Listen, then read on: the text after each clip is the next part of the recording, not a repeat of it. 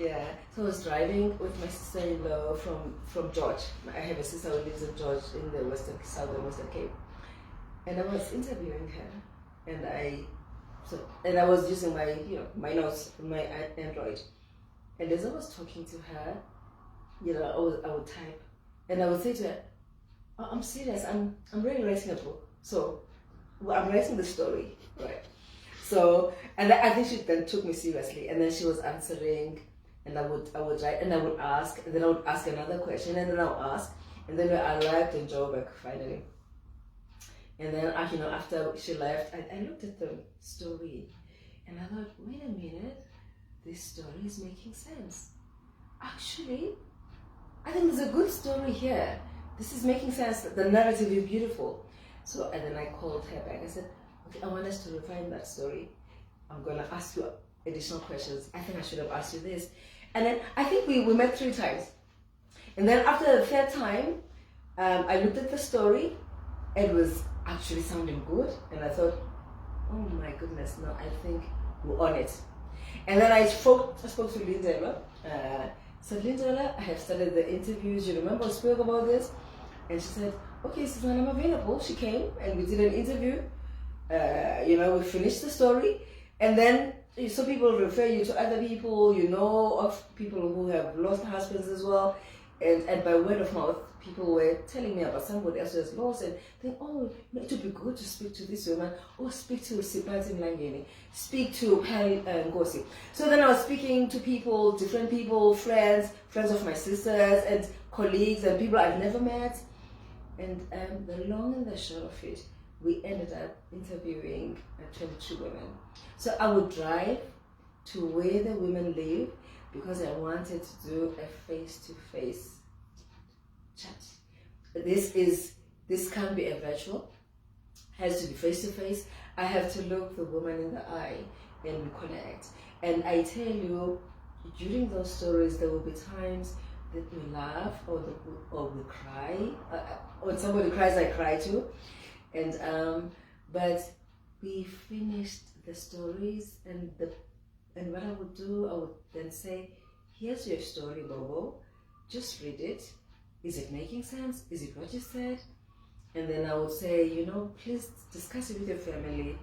If you have children, tell them that you're writing a story because you don't want surprises. You don't want people to say, oh, but you didn't tell us. Mm-hmm. So tell people you are close with and those you've spoken about in the book, so that then we find.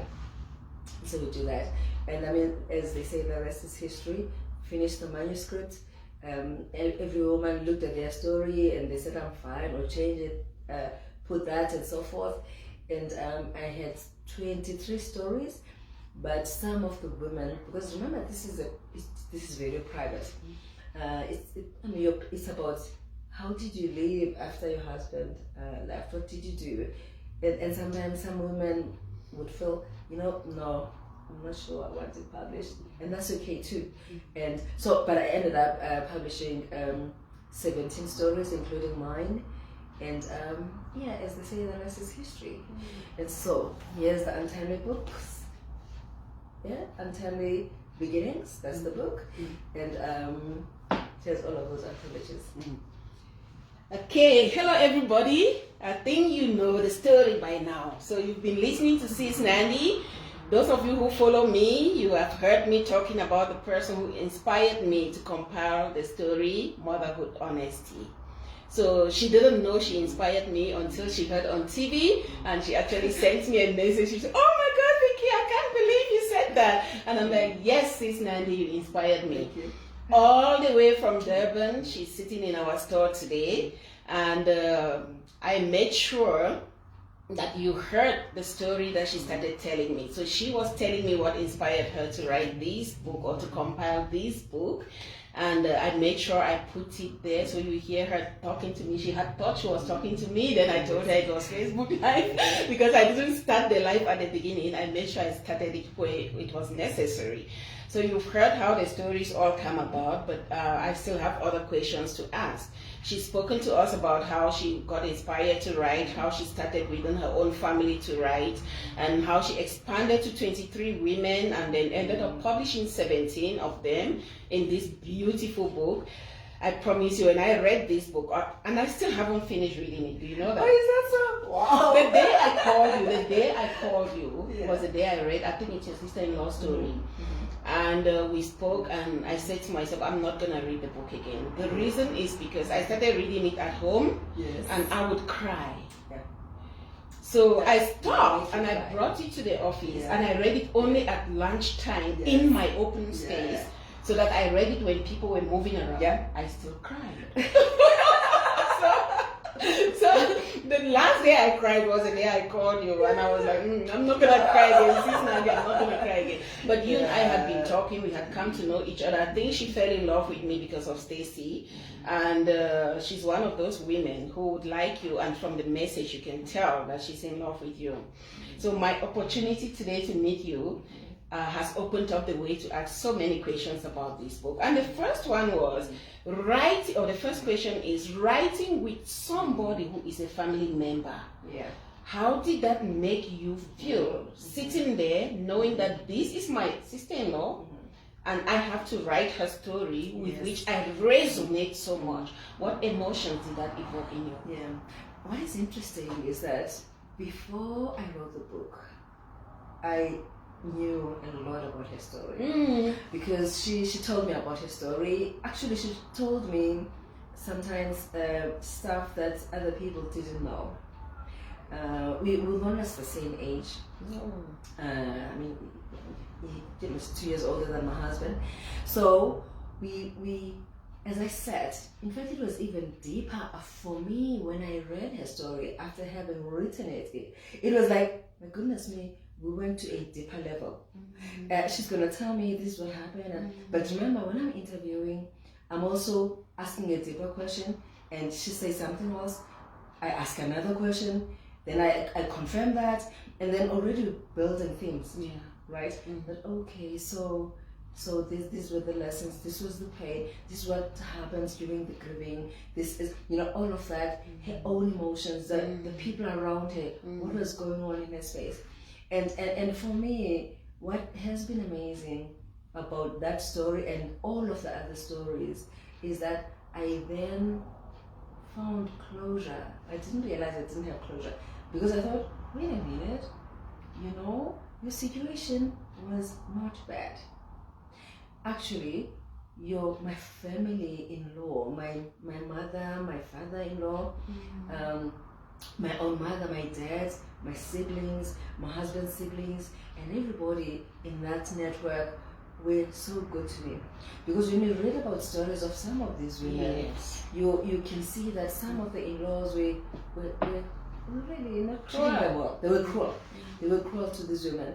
So I really did find closure, and if there were remnants of not having healed, I did heal. Wow. And I mean, talking about the stories, you also see that society sort of reject women who lose their husbands. I came across other stories where the in-laws were not there completely, but also stories where the women were questioned for the death of the man that actually was not them, part of them, so they wouldn't be able to tell. But also stories where, there is one there that I really loved, where the in-law was so supportive, flew them around the country, took care of them, and that one made me so emotional. It made me ask questions of my own life. How am I living with my in-laws? How would they treat me should this happen to me? So that also brought joy to me in the sense that not every in-law is bad. But another thing is, you said it brought healing to you. Do you think that contributors also found healing, or you opened up wounds for some of them? Oh my goodness, let me tell you this. So we would be sitting, having a conversation. Just in the middle of the conversation, the interview, someone says, okay, there's a lady called Nomvuyo, and there's a cousin of mine as well who had died. So the wife is Zama. Her story is in the book as well. Zama Kwane. In the middle of the story, somebody says, oh my goodness, this is cathartic. This is actually healing. I think I'm going to stop being so ill each time the anniversary of his death comes. Also, Nandi, I've never told this story, not to this detail. My goodness, my family doesn't even know. Yes, I picked up some words like that. Yes. So for them, it was like much deeper. Because remember, sometimes people will say, I'm okay, I'm strong, because they don't want to bother others around them. But when we were doing the interviews, there was an outpouring of everything that happened. And I mean, with some of the women, I mean, there was also a bit of crying, because it is releasing whatever has been holding them back, and all of the emotions, and so telling their stories was a remedy itself. And for me, sometimes vindication would be when a woman says, "Oh, sister, I think you need to interview so and so. I think they will benefit from this." Because sometimes, I will be honest with you, I would be writing these stories and saying to myself, "Why are you doing this? Are you doing it to be famous? What is the motive behind it?" Because sometimes we have to question ourselves. Why are you doing it? And so that would be validation for me. Why did you do it? Well, it was about, we're not the first people to lose husbands young. We are not the last people to lose husbands. You would know during COVID, so many people died. And so it was saying, when I remember when I lost my husband in the early years in 1992, I would be looking for books. I would go to, in those days there were no search engines, so you couldn't find a book on Amazon. So I would go to your bookstore, look for answers, look for solutions. Sometimes you read a story by Norman Vincent Peale, but that it is about other things that are healing, but nothing that talks about that is from a widow who says, "I was at this age and I lost my husband, and this is what I did." So it was that, because you are searching for answers. And remember that our parents are going to say, because they're more spiritual or inclined towards Christianity, it is God's will. For me, that doesn't suffice. Because you want to know this, and at times your mother is not even a widow herself. So they do not know what to say. Or was not to a you. widow at a young age. Yeah. No, my mother died even before my father did. In fact, my mother died a year after my husband died. So even then, they do not know what to say to you. They have not traveled this journey. But of course, because of their pure love or just being next to you, you hear. So for me, it was for a woman, because a woman will see me today or 5 years ago, 10 years ago, and say, I wish I could be like Sis Nandi. Well, they don't know my story. They only know my name. And if they get to know my story, they would not want to be in my shoes. There would be aspects of my life that they thought, no, I don't want that. I don't want that part. So it is also saying that here we are. You can still, pick yourself up, move on, do interesting things, maybe study further, do constructive. So there is still life beyond being a widow, beyond the loss. You can still find yourself, and it is also good to know when that happens, you're not the only one. There are many people. And there are books like this to pick up and read. For you, what was your biggest lesson in writing this, in compiling this? Yes, I think for me, it was initially when I thought, okay, we must write about our stories. I probably said it glibly, but when I actually did, it was, my goodness me, why are we not writing about our stories? Why do we let other people do it on our behalf? So it was that for me. So these stories, I mean, I'm a co-author. I have co-authored as well. I've authored it, right? Because the idea came. But these women are telling their stories from their own perspective. They're the first person you're speaking to, and they tell them as they feel, what they need to say, what they're remembering, what happened, and what lessons do they want other women to pick up. Also, there are stories of women who did not only lose the husbands, but they also lost children. And one of the things I learned there was the grieving and the pain is different, right? So to lose a child and to lose a husband, it is, and I think it seems to me losing a child seemed to be the worst for some of the women. Others lost family members after that. And I think one of the things I learned is, if it doesn't kill you, It really makes does you make you strong. stronger. I like that. So yes, you're gonna go through grief, and it doesn't matter how long you go through it. But if you're still living and you're strong, then you have a story to tell. So let's tell our stories. I love the fact that you told your stories about parenting. I couldn't wait. Exactly. I couldn't wait. So yeah. So it is that, and we do it as women, and also. It is a good lesson because we tend to shame women who are widowed, and they have labels, they have all of these things, the judgments that society has. So by writing these stories, we're also saying it is okay to be vulnerable, you know, and it's okay to accept your situation, you know. Yeah, I like that. And how, if at all, you still have interaction with the women? Yes. How do you think they have moved on from after telling their stories? Yes. Well, I must say that some of the women remarried, right? Oh, but wow. Maybe it was already in the process, right? Mm-hmm. So they remarried. So in other words, you're not confined to widowhood. You could still move on. And some of the story, what it was interesting for me is that maybe about 3 of these women are saying, I've been thinking about writing a story about this. Wow. A long time ago, but I just didn't get to doing it. So again, it was saying release. For me, I think they released. And for me, when the book was released, you have no idea how the women themselves were selling the book themselves. Wow. And ordering and talking to their friends and so forth. So it has been good because people, if they were carrying some load, that load and the burden dropped. Yeah, this is beautiful. It's really beautiful. And what is your way forward? Any plans to work with them again, or with yourself only? What is the way forward for this Untimely Beginnings? Are you going to have another one titled Timely Beginnings? Well, for now, I want to finish.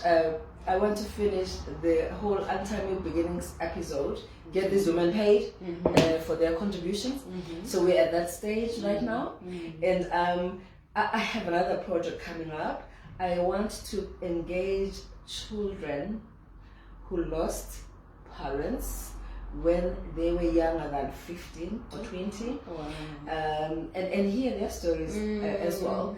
I remember there's a guy, Dr. Gule, who said, I actually lost a dad when I was young, Nandi. So I would want my mother to read this book. Oh, wow. And sometimes even during that process of grieving, and when people are coming, you know, when people in our societies come during the mourning period to be with the family, sometimes we forget about the children. We go speak to the mother, and yet they have lost a dad, and their world is never gonna be the same again. So for me, interviewing, and I already have people that I've interviewed already. So interviewing these children is also then saying, from a child's perspective, what goes on? What is the pain? What does it mean for them at school? What does it mean if they play sport? What do they miss the most? And during that period, what were they going through? What were their fears? How have they healed, if they have healed, and so forth? So, and so that we also then, as society, as mothers, as fathers, when a child has lost a parent, it doesn't have to be a dad. It can be a mom at that tender age. We sort of know from their perspective what they would like to see. And I'm not saying it's going to be universal, but there might be key themes, like we have from these women. There might be key themes and things that we neglect as adults and we did not even realize. And with childhood depression becoming so common, it's very important that parents know this. So it's a very good step. I remember when I called you last time, I also said to you, why don't you look at that angle? Because it's a very good step that you're taking right now. Children just get neglected in many things. Remember the old adage that a child is to be seen and not heard. And it shouldn't be like that at funerals. So I think you should look forward to either calling up Sis Nandi or myself to get her contacts and contribute to this. If you know someone, just refer that person, because children also want to write. I think most of the children would be adults now who are writing. So she's not actually getting children to write. She's getting adults who lost their parent. Yes. A parent or both parents, like me. Yeah. Unfortunately, I don't qualify, but I lost both. So when they were under 15 years. And it's also important, especially if they have gone on to succeed, it's very important that other children read their stories to know how they navigated, not just through the pain of losing a parent, but the pain of living. Yes, after losing a parent. Yeah. And another thing that I picked up here that was very common was a burden that was left on the women after the death of their husbands. You know, can you maybe, before we leave, tell me the financial lessons that you learned by writing this book in couples' lives? So in this case, when they are living, how finances were run versus after one person dies. Unfortunately, we're going to talk about just husbands dying because this is a thing, but it could be a woman also in the relationship dying. In fact, that is such an important question to ask, Vicky. Here's the thing. It starts when you are courting, and during courtship, you decide you want to get married. You should be asking each other, what kind of a marriage do you want to have? What kind of a contract do you want to have? Do you want it to be in community of property, or is it an accrual system? Is it out of community of property? I also do know that the laws are changing around family law, right?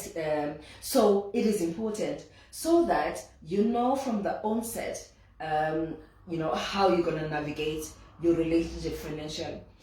For argument's sake, if you're married in community of property and you and your husband have a business, maybe you know the husband is running the business and the woman is employed elsewhere, and suddenly things don't work out as they did not in some businesses during COVID, and they're filing for bankruptcy, they're losing, then assets are going to be attached, all of the assets, so the family loses big time. You know, and yet maybe if the contract was different, there would be protection. That is just one of the examples. Also, because we are young, we're excited. I mean, getting married is such an exciting event. You love dressing up for that marriage and all of those things. We're looking good. We never think, as we do our vows, that our husbands are going to die sooner. We're thinking that, oh no, we're going to walk into sunset together, we will age together, and well, for some people it's not the case. So it is important to also talk about finances. There must be transparency. How are you going to save? Have cover. We sometimes don't like insurance because we're thinking, well, I might not die, or that car might not be hit. So we don't want to pay. And life cover that says, in the event that something happens, you know, this is what I would like for my spouse. Save. It's important to save. There must be a portion of your funds that you're putting aside for tomorrow. I mean, if there are financial planners, you can always go so that you also diversify even your finances as a couple. And sometimes I know that we live in a society that is looking for things. It's not about keeping up with the kumalos. Do you? Yeah. Do you? Don't do the fruits. Do you? Because and teach financial planning even to our children. Budgeting, you know, how does your monthly budget? Because sometimes we don't do that. We just spend and so forth. And prioritizing, of course, in terms of our spend. A will and testament is also important, because sometimes, because we come from not everyone, the scarcity in our families, we find that when the husband dies, we now are fighting about assets. Even cops, some fight over the cops. Some even fight, you know, and which is not a good thing at all. And it is important, therefore, to have a will that says what happens, where, who gets what, and in what proportion, and what are your wishes. You can even write a wish note that says, I would like to be buried here, I would like, and these are not about, Vicky, we're not saying to people, your husband is going to die tomorrow, but we're saying it is about just preparing for any eventuality. Yeah. I love it. I love it. Thank you so much. And just to add to that, I always say to couples, it's important that you split your money in 4. The easy way I teach finance to my children is splitting money into 4. You save, you invest, you spend, and you give away. You know, those are the 4 ways that it's very easy. And what becomes really, really difficult is knowing how to track. And in this story, did you find out about women who found out that their spouses or their husbands had bank accounts that they didn't know about? And was there money in it? Because if there's money in it, I'm fine. I don't want that. No, I think the husbands who are here were great husbands, right? And none of them had hidden things. I like that. So yeah, and if in fact even with the women who did not get to publish their stories, no, it is just some of the in-laws who were nasty. Anyway, we've come to the end of the story. I can ask you questions forever, but I know you're a bit edgy, I can see, because you have to go back to Durban today. But we are so privileged in the store to have you in here today, Sis Nandi. And please tell me, where can we get copies of these books? Yes. How can we get hold of you? Yeah, all right. So people can get copies of this book in your store. It is there. Also, they could still go and get, if they want a Kindle edition, they can go on Amazon and get that. And if they want a book from me, they can always send them in a Google, right? I'm not on Facebook. Okay. And use my name, Nandi Manetsa. So Nandi Manetsa. So nmanetsa@gmail.com. And you ask for the book. Okay. CNA, some of the CNAs still do have books that are in their shelves, or they can contact Lorraine Sitwole. She has stacks of books as well. That is Red Soul Publishing, that she might sell to people that are available like that, and other small bookshops. I'll make sure to drop your contacts as a comment in this book. So thank you so much. Please wish Sis Nandi a safe journey as she travels back to KZN. Thank you for watching, and we look forward to seeing you on Wednesday when we do the motherhood talk. Bye. Thank you. Thanks, Vicky. Sure. It was good having you in the store. Thank you. Let me put the light off.